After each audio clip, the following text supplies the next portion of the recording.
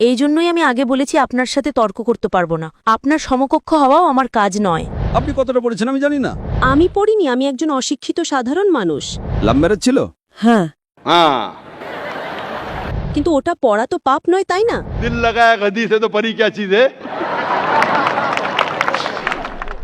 আমার নাম স্বপ্না, আমি হিন্দু পরিবার থেকে। আমার স্বামী মুসলমান হামিদ কোরেশি। আমি এই প্রশ্নটা করছি যে পূর্বপুরুষদের সময় থেকেই হিন্দু মুসলমান জাত ভেদাভেদ চলছে। তো আপনি বলেন যে হিন্দু মুসলিম আলাদা আলাদা নয়, এরা সব এক। আমি মানি, কিন্তু ব্যাপারটা হলো যখন কোনো হিন্দু বাচ্চা হয় তখন তাকে হিন্দু রীতিতে বরণ করা হয়, মুসলিম বাচ্চা হয় মুসলিম রীতিতে বরণ করা হয়, যেমন তার কানে আজান দেওয়া হয়। আর যখন হিন্দু বাচ্চা হয় তার নাম কৃষ্ণ বা রাম নাম রাখা হয়। যাকে যেরকম শিক্ষা দেওয়া হয় সে সেরকমই শিক্ষা পায়। যেমন আমাদের শেখানো হয়েছে ছোটবেলা থেকে ভগবানকে মানতে, আমরা ভগবানকে মানি। আমরা মুসলমান ধর্মকেও মানি, এমন নয় যে মানি না। আমাকে যেরকম শিক্ষা দেওয়া হয়েছে সেই শিক্ষাকেই আমি মানি। কিন্তু আপনি বলেন যে মুসলিম সঠিক আর হিন্দু ভুল, এমনটা কিভাবে বলতে পারেন? পূর্বপুরুষরা এত বড় মানুষ ছিলেন, তারা অনেক কিছু জানতেন। আমি আপনার সাথে তর্ক করতে পারবো না, কারণ আপনি অনেক কিছু জানেন আর আমি কিছুই জানি না। আমাদের বাবা দাদারা এসব দেখে এসেছেন এবং আমরাও দেখেছি যে আমরা গুরুজন, তাদের আমি সম্মান করি। তিনি আমার সাথে তর্ক করতে চান না, আমিও আপনার সাথে তর্ক করতে চাই না। করতে পারবো না কারণ আমার অত শিক্ষা নেই, অতটা বলতে পারবো না, তাই না? বোনের প্রশ্ন হলো যে আমি বলি হিন্দু মুসলিম এক, কিন্তু যে হিন্দু পরিবারে জন্মায় তাকে হিন্দু শিক্ষা দেওয়া হয়, যে মুসলিম পরিবারে জন্মায় তাকে মুসলিম শিক্ষা দেওয়া হয়। তাহলে এটা কিভাবে বলা যায় যে মুসলিম সঠিক আর হিন্দু ভুল? এটা কি বোন আপনি বলছেন আপনার শিক্ষা কম? আমি আপনাকে জিজ্ঞেস করতে চাই 2 যোগ 2 কত হয়? 2 আর 2 কত হয়? 2 আর 2 কত হয়? 2 আর 2 কত হয়? 4 হয়। মাশাআল্লাহ। তাহলে বলবেন না যে আপনার শিক্ষা নেই। যদি গ্রাম থেকে কোনো মেয়ে এসে বলে আর বলে যে আমার বাবা আমাকে শিখিয়েছেন 2 যোগ 2 5 হয়, তাহলে আপনি কি বলবেন তাকে? 4 হবে, 5 কিভাবে হবে? 4 হবে 5 কিভাবে হবে? তোমার বাবা অঙ্ক জানতেন না। সে যদি বলে না আমার বাবাই শিখিয়েছেন, আপনি কি তাকে বলবেন আচ্ছা ঠিক আছে 2 যোগ 2 4ও হয় আবার 5ও হয়? এটা বলা ভুল। দুটোর মধ্যে অনুসন্ধান করতে হবে কোনটা সঠিক, সেটার উপরে আমল করি। না না, আমি কি চাই হিন্দুও সঠিক মুসলিমও সঠিক, 2 যোগ 2 4ও সঠিক, 2 যোগ 2 5ও সঠিক। আপনি তো মাশাআল্লাহ অনেক জ্ঞানী, আপনি জানেন 2 যোগ 2 4 হয়। কত লোকেরা জানে না 2 যোগ 2 4, তারা বলে 5 হবে। যেহেতু খোদা আপনাকে জ্ঞান দিয়েছেন, বুদ্ধি দিয়েছেন, আপনার দায়িত্ব হলো তাকে বলবেন বোন 2 যোগ 2 5 নয়, 2 যোগ 2 4 হয়। তখন সে হয়তো বলবে আচ্ছা আচ্ছা দুটোই ঠিক। আপনি বলবেন না দুটো ঠিক নয়, 2 যোগ 2 4ই হয়, 5 ভুল। একইভাবে যদি কারো বাবা মা তাকে ভুল শিখিয়ে থাকেন যে মূর্তি পূজা করতে হবে, অথচ হিন্দু ধর্মগ্রন্থে বলা হয়েছে মূর্তি পূজা ভুল, তাহলে যার কাছে জ্ঞান আছে, আমি একজন ছাত্র, ইসলামও অনেক ধর্মের, তো যেহেতু আমার জ্ঞান আছে আমি অবশ্যই সেসব লোকদের বলবো যারা ভুল বলছে সঠিক জিনিসটা অনুসরণ করুন। আমি আপনার সাথে বিতর্ক করব না। কিন্তু যারা জ্ঞানী লোক হিন্দু ধর্মের, খ্রিস্টান ধর্মের, ঈসাই ধর্মের, এটাকে বলে ডায়ালগ। আমি স্টুডেন্ট আর তারা পিএইচডি ডক্টর। আমি মেডিকেলের ডক্টর, ধর্মের ডক্টর নই। তাদের সাথে সংলাপ করি, আলোচনা করি, বিতর্ক করি।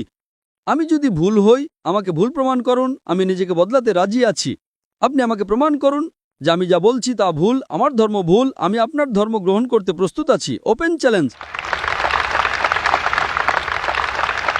আমি কেন বলছি? কারণ আমি ইসলাম ও কয়েক ধর্মের এক সাধারণ ছাত্র। 19 বছর পর্যন্ত আমার পরিবার মুসলিম ছিল, তাই আমিও ছিলাম। 19 বছর পর যখন গবেষণা শুরু করলাম তো জানতে পারলাম যে আমি সঠিক ধর্মে আছি। তারপর অন্য ধর্ম সম্পর্কে জানতে শুরু করলাম যে সব ধর্মেই ভালো কথা আছে। প্রত্যেক ধর্মের কিতাবে পরিবর্তন আসার পরেও, দুর্নীতি আসার পরেও এই সঠিক কথা লেখা আছে যে ঈশ্বর এক, তিনি ছাড়ার কারো ইবাদত করা উচিত নয়। এর মানে কি আমাদের গুরুজনেরা যে শিক্ষা দিয়েছেন তা ভুল? কিছু জিনিস সঠিক, আবার অনেক কিছু ভুল। আমি আপনার বড় থেকে বড় গুরুর সাথেও বিতর্ক করেছি। একজন আপনাদের হিন্দুস্তানের মান্যগণ্য শ্রী শ্রী রবিশঙ্করের নাম শুনেছেন? শ্রী শ্রী রবিশঙ্কর শুনেছেন? ওনারা যেমন বই পড়েই জানেন, আপনিও বই পড়ে জানেন, আসলটাকে দেখেছে? একদম ঠিক। তিনি বলেন 4 বছর থেকে আমি ভাগবত গীতা মুখস্থ জানি, কিন্তু বিতর্কে ভাগবত গীতা একটা তথ্যসূত্র দেননি। এমনটা নয়, ঈশ্বর এভাবে আসেন না। আপনি কত পুণ্য করেছেন বলছেন এই জন্মের কথা বলতে পারেন? কত জন্মের কথা কিভাবে বলতে পারেন? একদম ঠিক। তো আমি বলি যে আপনার কিতাব বলছে যজুর্বেদ অধ্যায় 32 শ্লোক 3 আর শ্বেতার উপনিষদ অধ্যায় 4 শ্লোক 19-এ আছে न तस्य प्रतिमा अस्ति। প্রতিমা মানে হলো প্রতিচ্ছবি। সেই খোদা, সেই ঈশ্বর, সেই আল্লাহর কোনো প্রতিমা নেই, কোনো প্রতিচ্ছবি নেই, কোনো ফটোগ্রাফ নেই, কোনো পেন্টিং নেই, কোনো মূর্তি নেই, কোনো ছবি নেই। তাহলে আপনি মূর্তি পূজা কেন করেন? মূর্তি পূজা না করলে ঈশ্বরকে কিভাবে ডাকি, যেমন শিক্ষা দেওয়া হয়েছে, বইয়ে লেখা আছে। যদি শিক্ষা ভুল দেওয়া হয়, মূর্তি পূজা এর মানে এই নয় যে মূর্তি পূজাই করতে হবে, মূর্তিকে দেখতে হবে। গীতা বা মহাভারতে মূর্তির কথা নেই, সেটা পড়ুন, সেখানেও তো শিক্ষা আছে। বোন, আপনি মূর্তি পূজা করেন কিনা? আমি করি, এমন নয় যে করি না, হয়তো আমি ভুল করি। যদি আপনার বন্ধু বলে 2 যোগ 2 5, তাহলে আপনি তাকে শুধরে দেবেন কিনা? হ্যাঁ, শুধরে তো দিতে হবে। আমিও চাই আপনাকে সঠিক পথ দেখাতে। আমি বলছি, যদি মূর্তি পূজা কোরআনে ভুল লেখা থাকে সেটাকে পাশে রাখুন। আপনি কোরআন মানেন না, আপনার ধর্মগ্রন্থই লেখা আছে মূর্তি পূজা ভুল, আমি তার প্রমাণ দিচ্ছি। তাহলে আপনি কেন করছেন? আপনাদের যেমন শিক্ষা দেওয়া হয়েছে যে এই ধর্মে এইভাবে ডাকতে বোন। হয়, ঈশ্বরকেই তো ডাকা হয়। বোন, একটা একটা করে আলোচনা করি, তারপর অন্য বিষয়ে যাব। আমার প্রথম প্রশ্ন হলো, মূর্তি পূজা যখন ভুল তখন কেন করেন? আপনি কেন মূর্তি পূজা করেন? এখন সেই পূর্বপুরুষরা ওইভাবেই করে এসেছেন, এটা তো আজকের কথা নয় যে আমি মানা করে দিলাম আর বললাম চলো আর করছি না। কিন্তু এই পূর্বপুরুষরা যখন যুগ যুগ ধরে করে আসছেন, তখন তারা তো এটা বলতে পারেন না যে আমরা করব না, আমরা করব না, তাই না? যদি যুগ যুগ ধরে গ্রামে শেখানো হয় যে 2 যোগ 2 5, তাহলে কি আপনি সেটা মানবেন? আমার পূর্বপুরুষরা বলতেন পৃথিবী সমতল, আমি কি তা মানব? আমি জিজ্ঞেস করছি, আজ পৃথিবী কেমন? পৃথিবী কি সমতল নাকি পৃথিবী গোল? গলে। মাশাআল্লাহ, আপনি তো জ্ঞানী, আপনি তো জানেন। তাহলে যদি আমার বাবা দাদারা বলতেন পৃথিবী সমতল, তাহলে আমি কি করব? তাদের কথা মানবো নাকি ছেড়ে দেব? তো সেই সময় কি এই যুগ চলতো না? একদম ঠিক, আজকের যুগ এটা। এখনকার যে যুগ তার চেয়ে আগের যুগ সেই সময় ভালো ছিল, পবিত্র ছিল। আগে এমন প্রচার হতো না যেখানে কোটি কোটি মানুষ একসাথে দেখতে পারত। আজকের প্রচারে এখানে লক্ষ লক্ষ মানুষ জমা হয়েছে, লক্ষ লক্ষ মানুষের সাথে টেলিভিশনে কোটি মানুষ দেখছে। তাই আপনার কোনো অজুহাত থাকবে না। কোটি কোটি মানুষের সামনে আপনাকে বলা হয়েছে যে মূর্তি পূজা ভুল, এরপরেও যদি আপনি করেন তাহলে আপনার কোনো অজুহাত বাকি থাকবে না। মূর্তি পূজা ভুল আপনার কোরআন শরীফে যেমন লেখা আছে, আমাদের গীতা মহাভারতেও লেখা আছে, কিন্তু ওটা পড়া তো পাপ নয়, তাই না? আমি কখন বলেছি যে গীতা পড়া ভুল? আমিও গীতা পড়ি, আমি বাইবেলও পড়ি, আমি ইহুদিদের কিতাবও পড়ি, আমি বেদও পড়ি। আপনি কতটা পড়েছেন আমি জানি না, আমি পড়িনি, আমি একজন অশিক্ষিত সাধারণ মানুষ। কিন্তু আমি পড়েছি।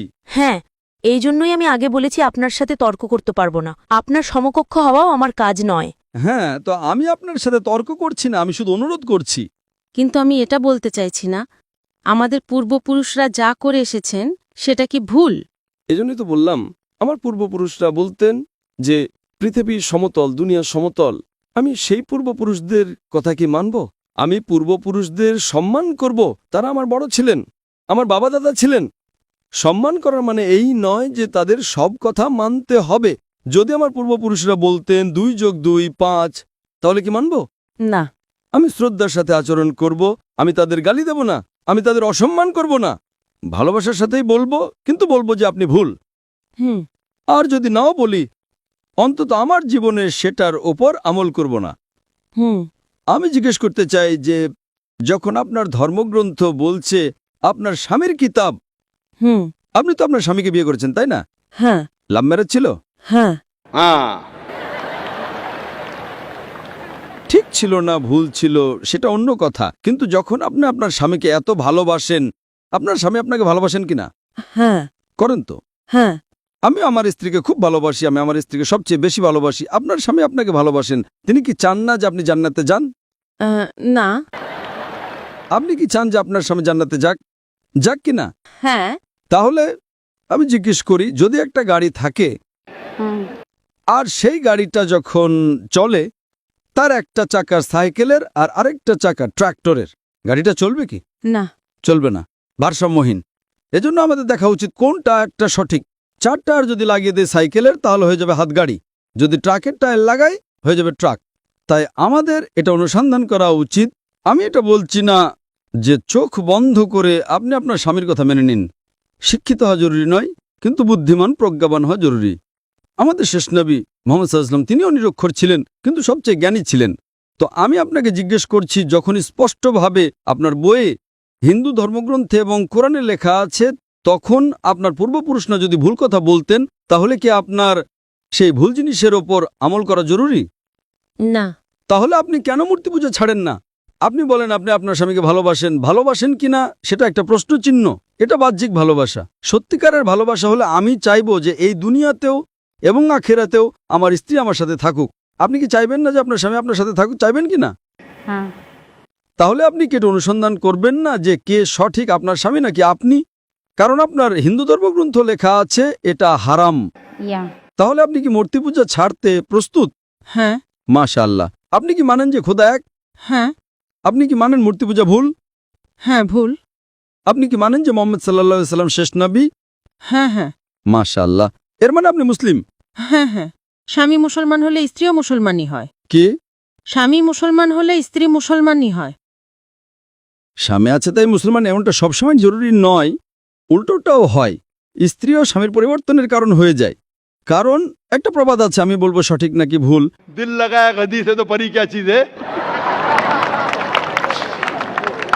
তো ভালোবাসা অন্ধও হয়। আমার উর্দু অতটা ভালো নয়, সব কবিতা পাবলিকের জন্য নয়। তো আমি বলতে চাই, আপনি তো বিয়ে করেছেন, ভালোবেসেছেন, কিন্তু বাস্তবে আপনি যদি মূর্তি পূজা ছাড়তে প্রস্তুত থাকেন, এক খোদাকে মানতে প্রস্তুত থাকেন এবং এটা মানতে প্রস্তুত থাকেন যে মোহাম্মদ সাল্লাল্লাহু আলাইহি সাল্লাম শেষ নবী, তাহলে আপনি নিজেকে মুসলিম বলতে পারেন। হ্যাঁ, আমি তো মুসলমানই। মাশাআল্লাহ। তাহলে আপনি মানেন যে খোদা এক?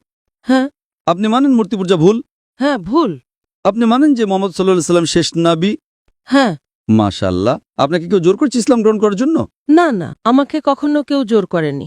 কত বছর আগে আপনার বিয়ে হয়েছে? এখন 8-9 বছর হয়ে গেছে। 9 বছর হয়ে গেছে। আপনার স্বামী জোর করেননি। ঠিক করেছেন না ভুল করেছেন সেটা পরে আলোচনা করা যাবে, কিন্তু আজকে আপনি নিজের মন থেকে ইসলাম গ্রহণ করতে চান। হ্যাঁ।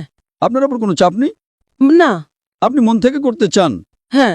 ইনশাল্লাহ আমি আরবিতে বলবো আর আপনি তা পুনরাবৃত্তি করবেন।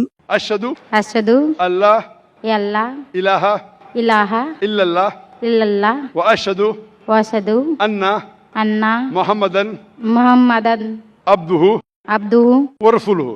ওয়া রাসূলুহু। মাশাআল্লাহ। মাশাআল্লাহ। আপনি মুসলমান হয়ে গেছেন, আপনি 9 বছর পর মুসলমান হয়ে গেছেন। আমি অনুরোধ করব যে আপনি ইসলামের জ্ঞান অর্জন করেন, কোরআন অনুবাদের সাথে পড়েন আর সেটার উপর আমল করেন। আপনার এই শাহাদাত আমার গতকালের বয়ানকে সম্পূর্ণ করেছে। আমি বলেছিলাম জ্ঞান 2 পৃথিবীর জন্য। সেই জ্ঞান আপনি পিএইচডি করেন, টিচার হন, প্রফেসর হন, কিন্তু আপনার রবের দিকে নিয়ে আসবে না, আপনার সৃষ্টিকর্তার দিকে নিয়ে আসবে না। সেই জ্ঞান দিয়ে কি লাভ? আপনি সেই প্রফেসরের থেকেও উত্তম যার জ্ঞান তার রবের দিকে নিয়ে আসছে না। আমি আপনাকে ধন্যবাদ জানাই আর আল্লাহর কাছে দোয়া করি আপনাকে এই দুনিয়ার আখিরাতে ইনশাআল্লাহ জান্নাত দিক।